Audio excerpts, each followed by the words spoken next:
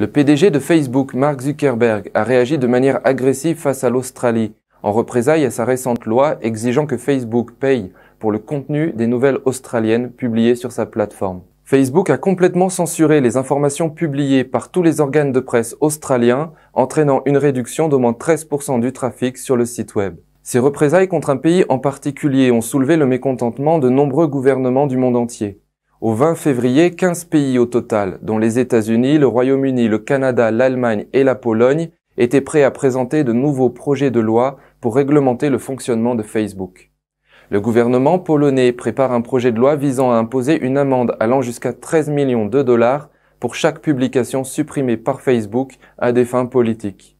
Facebook a ressenti la pression du public et a commencé à négocier avec les agences d'information australiennes, tentant de lever son interdiction précédente contre les nouvelles australiennes.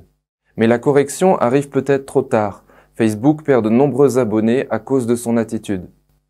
Dans ce contexte de censure généralisée sur le discours conservateur, Trump a récemment déclaré à des amis qu'il avait collecté des centaines de millions de dollars pour soutenir une nouvelle entreprise de médias sociaux. Deux sources proches de Trump ont déclaré que les investisseurs incluaient des personnalités de la Silicon Valley.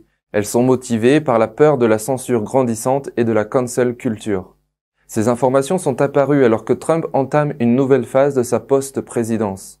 Trump a déclaré lors d'une interview à Newsmax « Nous avons négocié avec plusieurs sites et nous ferons bientôt une grande annonce. Nous examinons également les possibilités de créer notre propre plateforme dans un avenir proche. »